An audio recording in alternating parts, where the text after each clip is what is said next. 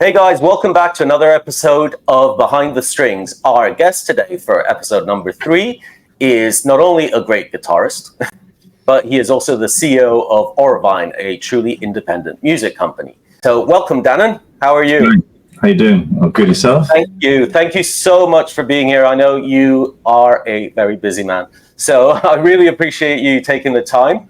And I think the best way to start this, quite frankly, is if you tell us a bit about yourself, just in terms of how you started on guitar and, eventually your journey to getting into music distribution, amongst other things, because our guests will hear further down the line that Aurovine does do a lot of different things. Yeah, sure. So, it'd be really interesting to know how you got started. Like many guitarists, started when I first picked the guitar when I was 11 years old. Yeah. I bought a guitar. I was very into punk rock and actually classical music as well. And then I put it down for a few years, and then the new wave of British heavy metal came back, and I got into all the bands like Maiden and Sax and all those sort of boys. But actually, the record that made me play guitar was my dad bought me 7-inch of Freebird in the Skinner. I put it on. Oh, wow. Yeah. Wow. So I started playing guitar. So about 13, 14, started getting serious. At the same time, I joined a school band. I was actually a singer. So I was doing Deep Purple, Free, Cream, that sort of stuff. I wasn't a great singer, but my first show was 300 kids in a packed school hall. So I loved it. So that's how I got into it. So from the age of 15, just been playing many bands. Went to music college, went to London, went back home up north, came back to London. And then I've sort of 30 odd years I've been playing hardcore rock and roll. I took a few years out. And I ran a studio, and then I run a mobile company doing mobile products for all the big football clubs, and that went very well for a few years. And then the crash came and then it took us down. So, and then I got back into, I suppose 10 years ago, back into teaching. Formed Superfecta, and it's been an interesting journey, shall I say, to this point now. And then, say a few years ago, I met the guys from Aurovine, the original guys from Aurovine, and asked me if we want to take this on. And the whole band thing, the difficulty of the industry, and probably like you, when you've played all around UK, Europe, when you've recorded, when you've sessions, when you've earned lots of money, you've seen it drain away, the gear you buy, the gear you sell, the bills you have to pay.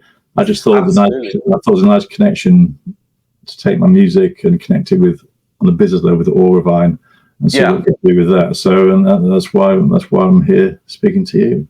Oh, really interesting. So I guess my first question on that. So if I understood correctly, Aurovine was, I guess, originally created by some other people. So then you took it on. But did you have any specific business background to take it on? Because obviously you're taking on a quite, you definitely have the road, the music industry experience, because through your band you've witnessed it firsthand, and through all the things that you've done. But I guess it's still a business. Running a business is something else. I mean, was that an initial concern for you? Well, I had my business. So I ran a studio for a few years. Yeah. And then I had this mobile company called Ep.3 Mobile, and then we worked for the big football clubs. I learned a lot about business, but I also didn't learn enough. Yeah. So that's why, and then when we lost the company, for many different reasons, a bit of arrogance, overspending, the crash, the iPhone kind of killed us a bit. But anyway, so I took a step back. I just got into guitar and teaching again, and then I met the boys from Aurovine in 2016. I love the concept. I love the decentralization, the whole blockchain thing. I loved the potential it could give to musicians. And I was talking to them for quite a while, and then they kind of, I don't know what happened. They brought in some new management guys, and they kind of stepped back a bit. And they let it kind of freeze for a little bit. I couldn't work out why. So I thought it was a great concept. And then they came back and had more meeting. They said, "Look, would you like to take it on?" I said, "No way. no chance. No, I just didn't want the stress. They said, no, you're the perfect. We got experience in music and guitar and running studios. Exactly. So I went, okay, let's do it. This was 2019. Wow, yeah. And then we went to launch. We spent a lot of cash. We went to relaunch it 2020. Then the pandemic hit. Of course, yeah. And it kind of, in a weird way, just because a lot of it's going to be around live shows.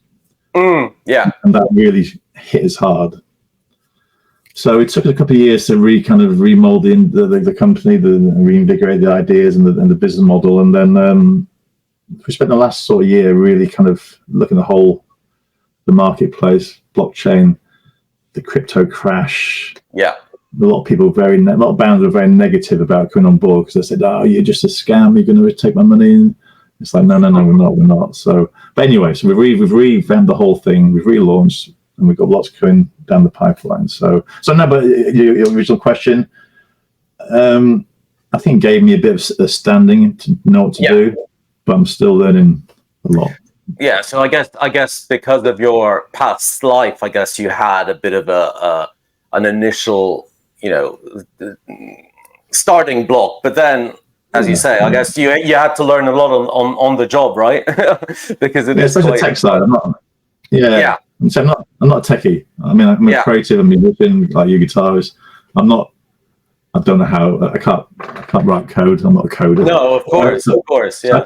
So unfortunately, I have to rely on guys to do that, which is always a risk because anything you have to pay somebody for to do that you can't do, you just hope they can do a good job. So that's always the weakness in this sort of business, or any sort of business, if you can't actually make the product yourself. So, but yeah, so we're a decent place right now. So I guess for the benefit of our viewers, so explain kind of the link with the Web3 and the blockchain and the crypto and all that kind of, if you can, in very simple terms, what the basic premise is there, and I guess for anyone watching that is interested in going down that road in terms of releasing their music, why, what's the main advantage there? That would be really interesting to know. Well, a few things really: transparency, rights management, the payment structure, the payment model. Through blockchain, this can be much more. Even though blockchain's, on the eco side gets a lot of bad press. On the financial side, on the business side, it makes a world of sense. And what people don't realize is behind the scenes, all the big industries, whether it's a bank or whether it's a mid-tier business, whether it's a shopping company, they're all building blockchain into their architecture because it is safer, it's more transparent. Of course, you can see the financial transaction, and it's more secure. So with the Aurovine, that's next year, and we roll out the whole our new chain, everything. That's what we'll be working on. The whole smart contracts, utility, NFTs. No NFTs got a bad rap last year because all these idiots were making millions, and most of the market just died. But the utility side of it, so concert tickets, bespoke content, artwork, which you can reward fans with, that would be through Aurovine. So there's a lot to work on, a lot to build into it, but that's where Web2, Web3, the whole metaverse will expand. I mean, when Aurovine first came out, it was the world's first blockchain streaming company. And they were years ahead. They were the pioneers. Even now, I go to conferences, I go to meetings with musicians, and I say blockchain, and they're like, "What's that?" Not that the average fan or musician actually needs to know. Like, it's like on Spotify. Who cares what Spotify's built on? Who cares what Amazon's built on? Need to know. As long as they get good value and clarity on it, I think that's fine. So we don't push the blockchain thing too much to people outside our industry. But they will need to understand it because it will be part of the whole world soon. Of course, yeah. I think just whilst you were saying that, the personally the really interesting thing I find with Aurovine is that it obviously has this very, I'm going to sound old now, but very modern kind of Web3, whatever, this very, technological side. But at the same time, it has as a concept, as far as I understand, it has a very kind of old school vibe to it, in the sense that it has, especially, if people just go on your website, which is www.aurovine.com, if I'm not mistaken, if they go on there, and, some of the initial things that you see are community, are, all very, diverse set of artists. So that's, I think it kind of has the elements of a old kind of community spirit, but in a futuristic way in the kind of back end. And that for me was one of the really interesting things, because it does go back to the personal human touch, because it's not just run by bots and machines, and fans can connect with the artists, fans can talk to each other. So it's a really interesting concept for me that maybe is lacking nowadays. So unless you go to a conference or a gig, but it's kind of, most people don't do that enough, and so that's a really interesting thing that I think maybe the new generations aren't that aware of. You and I, when we were kids, if you saw another metalhead, you'd be immediately like, yeah, exactly, attracted to them, right? And so and that kind of thing maybe today has been lost a little bit. So was that one of the real things that you wanted to focus the company on, bringing that community spirit back? Yeah, definitely with the kind of the revamp, relaunch. Yeah, I think the issue is a lot of, we live in a music world that's so pop dominated. So I mean, I was just checking out the Billboard 100 yesterday, and it's all pop artists. It's all singles, solo singers, male, female. I think there were five rock bands in the top 100, and that was things: Queen, Fleetwood Mac, Arctic Monkeys, Foo Fighters, and so what we're trying to do is bring. I think with the internet and the whole Spotify and everything, there's some great stuff there, but it leads bands down the path that they create a record, put it out there, and they forget about the local patch, the community. Absolutely. So we're trying to, and next year we're going to do a set of do like an Aurovine boot camp. We're going to do a Q&A stuff. We want to try and help bands, especially the new upcoming artists, the young bands, small bands. It's really important to connect the music scene around your area, your neighborhood, your city, your town. Because I think when you and me were growing up, there's always movements, whether it's with metal, punk, ska, new romantic, and that's kind of gone a bit. And we want to try and bring a bit of that back. Now, it's great having fans in Japan and Mexico, but unless you're really unless you've got some targeted radio airplay or you can tour there, they're not really, these fans aren't going to really make you, they're not going to give you that foundation. Yes. Sure, there's always somebody who will say, you're talking bullshit. I did this, I got 1 million fans. There's always a winner somewhere, all right? But generally, most bands, what I call old-fashioned bands, we got 3 or 4 guys and girls playing guitars, drums, whether it's reggae, metal, jazz. I really think they need to focus again on the community, build their fan base, and then they grow from there. For me, it needs to come a bit full circle. Full circle, yes, absolutely. And I guess that's also not to start the argument, but I guess when you look at the bands that had that longevity, it's because they built that that community underneath, and those loyal people that regardless of if it takes a year or 2 years to do an album, they're still there, and that's something which I feel, as you correctly said, also in the Spotify world, you're almost pressure to every month release something. You're almost, it's the quantity of it, which, you know, some people may be able to do it, but I think creativity, especially when, you know, if you see it as an artistic venture rather than, you know, a manufactured thing, it comes or it doesn't. You know, sometimes you need to work at it. Some things come easy and some don't. I know, but that's what, you know, I sound like an anarchist here. That's what the system, that's what they want. Yeah. They want fast turnaround music. Yeah. To feed the algorithm, to pennies churning through. So the bands who want to write a 5-6 minute song, they shouldn't. We don't want you. I mean, imagine if Jimi Hendrix released Voodoo Child now, or Prince came out with Purple Rain. Yeah, it just wouldn't work, would it?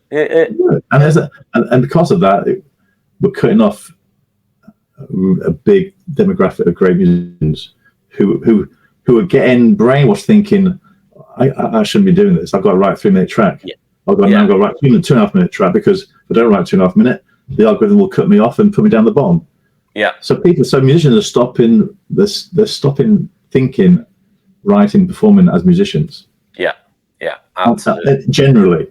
Yeah. No. Of course, there's, like you said, there's exceptions in anything, but I think that's right. And I guess the biggest pity there, as a whole, for the music industry, is that we're maybe missing out on the potential talents that are out there, right? There could, you know, yes, there are people like Jimi Hendrix. Prince is a great example. You know, I think Prince gets overlooked by, he's been very successful as a sort of pop artist, but as a musician, I keep ranting on about him because, I mean, for me, mind-blowing, such a talented guy.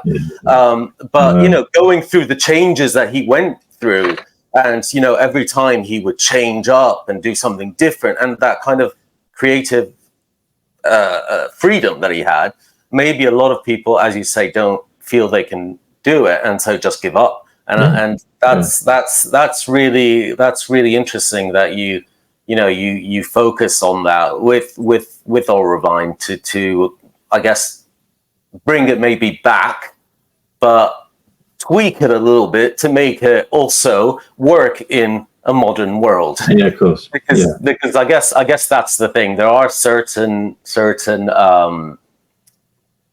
parameters that you need to abide by, and so another of the major thing, and I'm sure people generally, this is still a hot topic, because I read both on one of your on the website, one of the blogs, but also generally in the press, I've also seen it.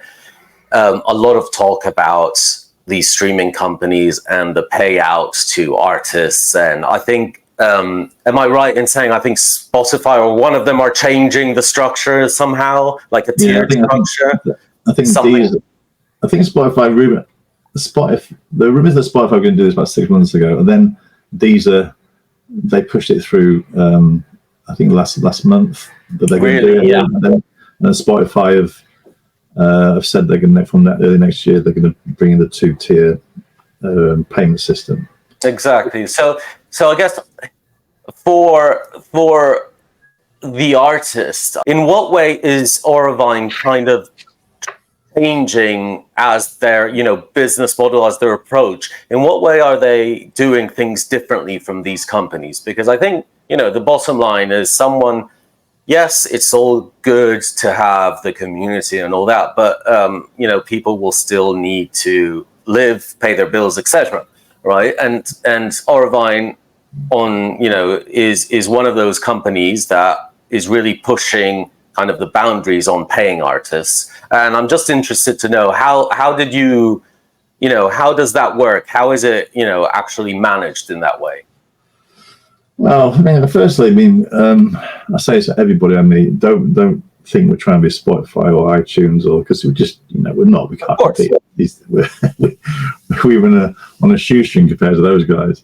But it's all about, for us, it's all about educating the fan, and not in a condescending way. Is that the right word? Yes. Not a patronising way, and the same with the musician. Now, my analogy is like the environment. if we keep taking as we are, keep abusing it, it's going to, as it is, as we see around the world today, it's going to fail. It's going to collapse and fall down, and we'll be in the deep shit very soon. And same with the music industry. If fans keep taking, not investing in bands and artists like they used to, we're going to create this pyramid system where the top, and it's already there as it is. So we're trying to just really educate the fans and the bands. When the bands come on Aurovine, but no point in joining Aurovine if you don't. You've got to work with us. Of course. You've got to work the system. If you're going to join Aurovine, you've got to tell your fans, you've got to tell your friends, you've got to build momentum in your profile and your account on Aurovine. It's a self-perpetuating model. It's not a quick fix. You're going to join Aurovine and soon make £1,000 a month. No, of course. You've got to work with it. So there's a lot of education. I mean, everybody's got Spotify. Well, not everybody, but I've got so many fans on Spotify, and I say to them, "Do you know how much I get paid every time you play my track?" They're like, really? So it's whether this is the challenge, whether people want to listen. It's whether they want to change. Because obviously, unlike the environments, if it goes tits up in the music industry, your house is not going to get flooded. If it goes tits up in the environment, your house may get flooded. Absolutely, yes. And it is, in a way, again, another problem is it's a luxury pastime, in a way, music listening, playing music. We don't need to, you and me might need to say, I need to play music to survive because I've got mental, but most people don't actually need to play music. They need to eat bread and drink water. So it's a battle. It's not easy. We're trying to show them that if you want these bands to survive and grow and have a bit more cash in the pocket, you've got to change the way you consume music. Absolutely. That's all it's about. That's the message. Change the way you consume your music, and the bands change the way you project your music and embrace it. There is lethargy. There's definitely lethargy out there. I get bands sign up and they go, "Now what?" What do you mean now? That's it. You've got to work it. It's got to work the system. So it's not for everybody. Not every fan or band of John Aurovine will understand it or will want to stay on it. You've got to understand what we're about before you join. Of course. Yeah. It's not perfect. Like say, we haven't got the endless cache of iTunes and Apple and Spotify. It's not perfect. We've got new stuff to roll out. Things sometimes break. There are always problems. Always be aware of that. What we've relaunched is new. We've got new stuff being added all the time. So patience is needed, but absolutely. But that's we have to work to get this. So I guess no, totally. And I guess one of the kind of bottom line ideas that I get from this is with Aurovine. I think it's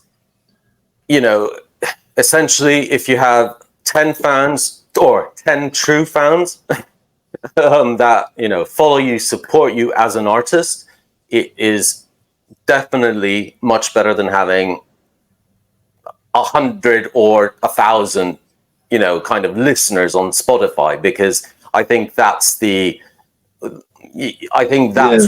people need to understand, is that those 10 fans will definitely be with you and support you and grow with you as well, and having that direct relationship, because as we said at the beginning, as an artist, if you're on Aurovine, you can have that direct relationship. You're not just in a sea of random people that you just see on your phone when you're on the app. But so I guess it's, as you said, it's going back to that kind of almost grassroots, playing at the local pub, but in a modern world.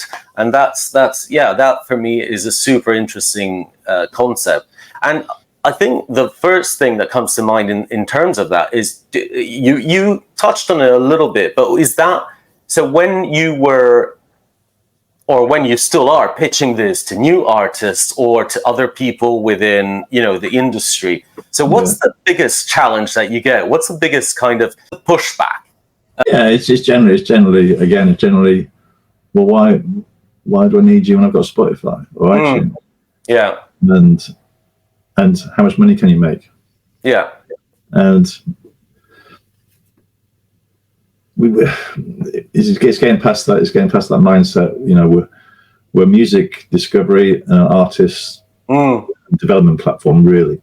Yeah. So you can discover great music as on the fan side, and on the artist side, we help you. Yeah. Hopefully, have a smoother road to some sort of success. Yes. Now we all know, that, for every Taylor Swift, Oasis, there's tons of thousands never make it. So it's just trying to give a bit more clarity, a bit more structure, a bit more strategy, and a bit more hope. Yeah. Because most musicians actually don't want to headline Glastonbury. Most musicians I speak to, they just want to make some money. Absolutely, absolutely. So instead of having to, no disrespect to Tesco's, having to stop sales at Tesco or work as a cashier, nothing wrong with that. But my point is to try and give them a way to get a bit more financial structure in their musical careers and how they release it. We've got a couple of artists who've come to Aurovine, I'm not going to mention their names, but they're posting out wrong information, and they're just not strategizing, not putting a plan in how they get their music out. So we're here to help artists do that, to get a bit more thought into what they do and how they do it. But the old adage is just how can you make me some money, and why should I join you if we've got Spotify? So it's tell us people look at us, read, hear what we're saying, and you'll see we're very different. And I guess that's the education side that you were talking about before, both in terms of the fans and the artists, but also, another important thing is there is that human touch, and there is that kind of almost agency-like aspect to Aurovine, where an artist will be helped, assisted, if they. Sometimes we have questions and we don't know who to ask, and there are very experienced people like yourself, like the other people that work there, that can maybe have an answer, or if they don't have an answer, I'll try to figure it out with you. So I think that human touch is very important, especially for an artist starting out. I think as well. I think when you've been in the industry so long, you forget how a lot of young artists just don't understand how to get out there. My mum, a few weeks ago, my mum called me. She said, I'm with my friends, their daughters, she's a singer-songwriter. She wants a chat with you. I went, okay, all right. So this chat with this nice girl, and she said, I've just started writing my own songs. I want to play live. Do I need an agent, or should I just go to a pub? So I had a nice chat with her. Said, right, this is what you need to do. So even at that base level, the singer-songwriter, nice girl, some nice tunes, she has no idea how to get it out to the big world. Yeah. So and I guess that's understandable, really. Why would she? Right? I think that's sometimes you don't even, it doesn't even cross your mind, right? And that's I think when you have the opportunity, like she did through your mom, to come to you and kind of get a bit of like informal guidance on that, and that's fantastic. That's but there are thousands of young artists out there in the same position. They're thinking, well, one, how do I record? Two, how do I get a gig? Do I need an agent? Do I need a label? I mean, that's further down the line, obviously, but there's a lot of uncertainty. I think as well, because the community thing is kind of disappeared a bit. There isn't always that network of. I mean, I teach a lot, right? I teach a lot of guitar, probably like you. Yeah. I teach so many kids who are 14, 15. And why do you join a band? Oh, none of my friends are into bands. What do you mean? I know that none of my friends play guitar or anything. So when I was playing guitar, everybody played guitar. Absolutely. Everybody went to gigs or rock all the time. I was playing Ramones stuff. I was playing Pistols. I was playing Black Sabbath. Yeah. Everybody playing the blues. Everybody jammed. But I'm teaching these kids nowadays who I've got nobody to play with. It's a real like what? I can't believe it. But so that's do you think? The world. Yeah, no, that's interesting. But I mean, I hate the you know, you see that question coming.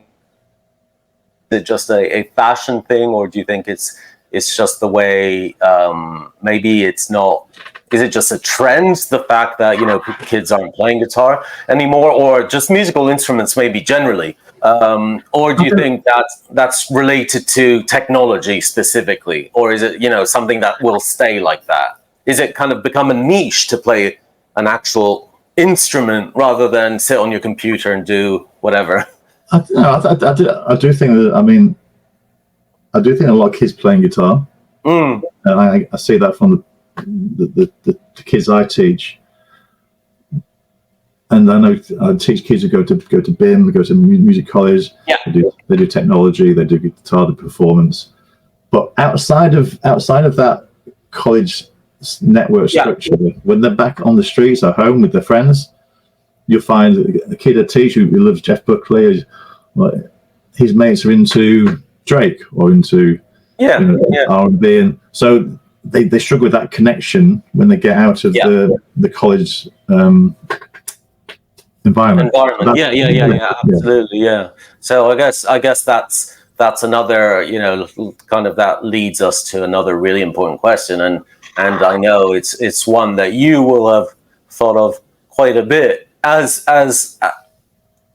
you are placing, especially with Aurovine, but also, you know, your Superfecta, your band is you know, a proper rock band. How do you see how do you see kind of the AI, you know, side in music coming along? Is that, like, do you see that as a main threat? Is that a problem with your, you know, your independent distribution, if someone comes along and just puts an AI generated tracks? Because some of those, you know, I've had a mess around with some of those things, and they can produce stuff that is, you know, in 2 minutes is ready. I mean, obviously it's lacking a lot, and I'm sure it will get a lot better. But you know, if someone comes along to you and wants to go on Aurovine and as an artist, but puts all these AI generated music, would that be, I guess, a problem in terms of the idea behind an independent distribution channel, or not? I mean, I see it as a conflict, quite frankly, you know. If I'm completely anti AI when it comes to the arts and creative. I mean, the reason we love great film, art, books, music is because of the human element. Yeah. I mean, if you take that away, what is it? I mean, absolutely, it's nothing. I mean, of course, I mean, you know, in medicine and in finance, in some aspects of governance, I suppose AI is going to save money and time, and but for me, it's a complete no. I mean, a friend of mine, I'm not going to say his name, and he might not want to. He might be me. A friend of mine who's a big player in the industry, he set up an AI music channel. Really? And he showed me. I went to it, and it's just pop, rock, classical. It's just all AI generated music, and it sounds pretty good.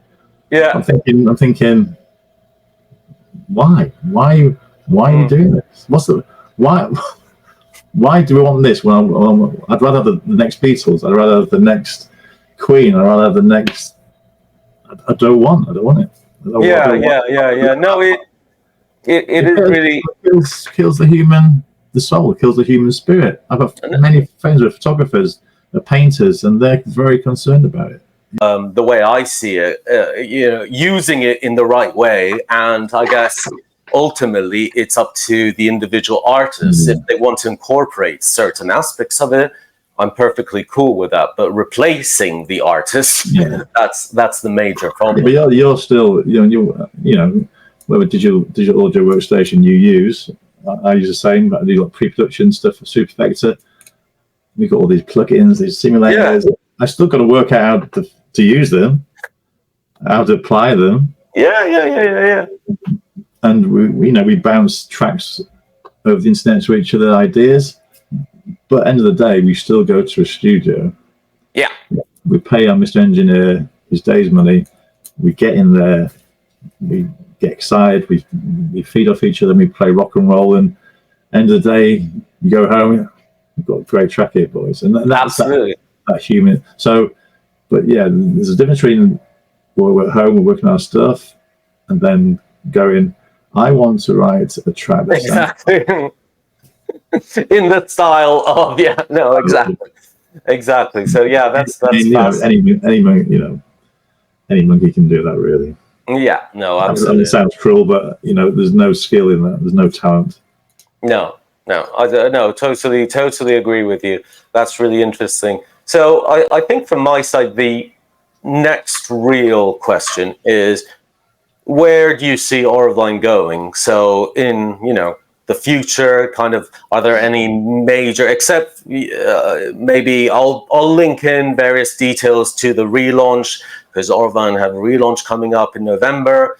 But are there any big plans that we can kind of, I don't know if you want to keep them secret, but is there anything we can reveal for people watching and listening, on future plans? What direction do you see it going? Yeah, I mean, the message now, between now and the new year, just gets the message out what we're doing, how we can help. The next year, that's when we'll expand on the new chain we're going to go on, the tokenization. I can't say too much about it now, but the tokenization of the reward system, that's going to be a real significant thing for us. And moving on from that, next step will be the whole touching on the metaverse area, where we can record gigs and you can go in with your headset and you can experience the gig. So that sounds really exciting. Yeah, it does, and that doesn't take away from the live thing. Because as example, as a band, Superfecta, we had a big following in Russia. Yeah. I know it's a swear and a bad word right now, but we were booked this last year. We were booked to play 2 weeks in Russia and 2 weeks in Ukraine, and then all the shit happened. But for our fans in Moscow and Russia, if they can, in a year's time, go to Superfecta show or any other show and metaverse, that's going to be a nice asset. Now it's quite a way ahead. We're still talking to the guys about this and doing this, but so it's a three-step thing. One's getting the message out. It's the whole tokenization, smart contracts, utility reward, and then the next layer would be the proper Web3 metaverse, all the interactive stuff. So, but that's it's going to take the cash to do all that. No, of course, and we've got plans. Lots of hard work as well. But it is exciting, and it almost feels like, I guess, the sky's the limit, in the sense that what direction this goes in is super exciting for both you and artists, and I think what I find very inspiring in the things that you've said is that ultimately you are a guitar player in a rock band. And so the things that you are doing then on your business side is as a direct kind of consequence of the experience that you've had doing that. And so it's not someone sitting in an office somewhere around the globe that has no clue what a musician goes through, or even what a band goes through, because you're a fan of music as well. And so it's kind of, you bring that to the table, essentially. And so what I find really interesting is that you manage to kind of join those two things and take it forward in a way that is really, despite the difficulties, because obviously technology, as you said, you have to, obviously there's certain aspects of the things that you would not be able to do yourself, just because it's not your skill set, right? And and I can imagine that even the metaverse stuff will require significant like tech spend, and also people on the ground, whatever they do, magic they do on from a tech side to set that up. But I just think that the unique perspective here is that you really have a take on things that is in the right place for people. And again, I think it's important to stress that it's not only if you're in rock, if people go on the Aurovine website, there's loads of different styles, right? I mean, personally, the stuff I do, most of the stuff is soundtracks, instrumental pieces, but there's loads of different styles. There's hip hop, there's, loads of different stuff. And I think some of those experiences that you and the team have are really good for across the board. They're not genre specific. And that's I think that's where the human touch and the benefit of a company like Aurovine comes in. And again, as a fan, I find it fascinating that you can kind of connect with those people, you can talk to people, and if it goes down the route of being able to do live shows in either person or virtual, that would be really cool as well. So I get you kind of touched on it as well. But so am I understanding correctly that you guys will also start organizing some live shows in person as well with some of the bands? Is that? Yeah, we do that anyway. Yeah, we do. We put on quite regular shows. We've got a couple of venues in London we're going to work with, and hopefully in Manchester. So, but the live, I want to put on the Aurovine is live recordings. I mean, live recordings, if you remember the 80s and 90s, was like a big thing. And that's all that's been quite fun because of the pursuit of perfection and having polished music. So live's gone a bit on the back burner on that. So now we want to expand the shows and record more and step into the metaverse thing as and when we're ready. But getting back to your previous point, it is about the human touch, about myself and Marika. First of all, we're music fans. We go to loads of gigs. We support. We walk out watching bands and we. Put it this way: if you want to get your car serviced, would you want a flower arranger building your engine or doing the change of the tires? No, you want people. You want the people behind the company you're interested in to actually experience it. Exactly. We're like you. I have literally played to one man and a dog in a pub in Lincolnshire. Played Metallica covers, and then I played a big festival. And the guy in the dog, the guy in the pub, with the dog. We finished the set, and he actually said, "This is no Willow." Said to me, "Do you know any Cliff Richard?" So we go from that to playing big festivals in Russia to thousands of people, and it's been a continuous up and down in this industry, and it's been very easy for me to just go, screw this. I'm just going to play guitar. I'm going to put all my money into my band. And sometimes I think, should I have done that? But no, I just want to help. We just want to help musicians. We just want to help the industry. We wish to give, and it's not trying to have 10 million bands on board or 300 million subscribers. It's not about that. It's about a company that can give musicians hope and give fans a new way to interact and a new way to invest in their bands. And it's still early days. We've got lots to do, but it's about honesty and truth, and just believe in what you do and what you deliver, and that's the ethos behind Aurovine, just to try and help musicians and bands and fans just try something different. Yeah, for me, it's very, very interesting and inspiring. These words.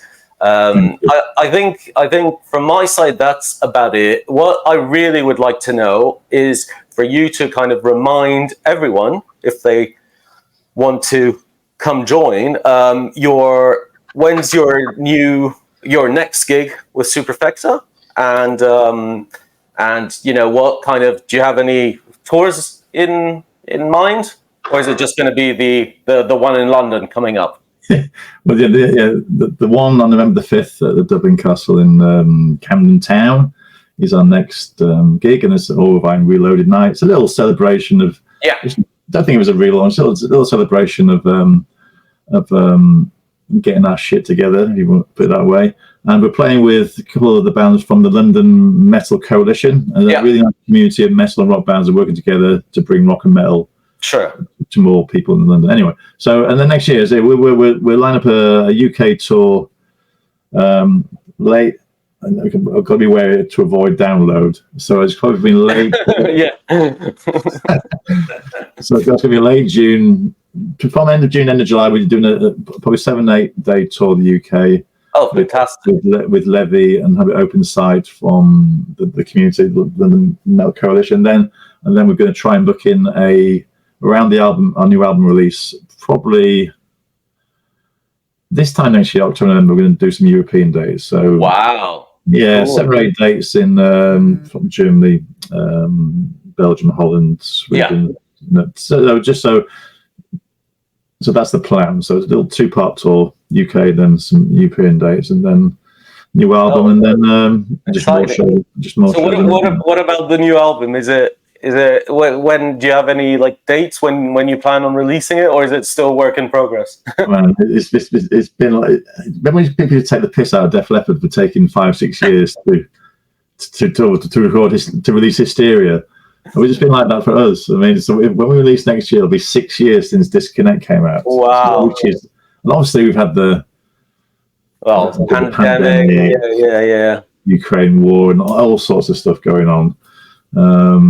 So yeah, we laugh about that quite a lot about being the new Def Leppard. But anyway, we're targeting early summer, hopefully. If worst case scenario, probably this time next year. So fantastic. Yeah, so it will definitely be out next year, and we can't wait. It's just been too long, and we just need to get it out there. And yeah, you just want to get out and do your thing, really. Now. Yeah. So, yeah, I guess for people again. Superfecta, you can listen to it on Aurovine, obviously, but is it available on the other platforms as well? But we won't publicize it. I'll cut that out. That's all. Come to Aurovine first. Follow us. Exactly. Go to Aurovine and listen to it. Really good music. And Danun is a amazing guitarist, by the way. So really, really cool. If you like, I just call it good old rock and roll. I mean, I don't like getting into like, what specific genres, but for me, it's just good old, good music, and that's about it. But yeah, from my side, thank you so much, Dan, I really appreciate it. And it was, again, I hope people get a chance, and finally, don't hesitate to get in touch with Danun. I think remind me do you know what your email address is? It hello or info@Aurovine, something like that? The general is hello@aurovine.com. Yeah, so don't hesitate, get in touch with Danun. They're him and the team, wonderful team there, so they are really responsive. They'll get back to you if you've got both as a fan, I guess, and as an artist, if you got any questions. Go on the website as well. It's got loads of information, partners on there as well.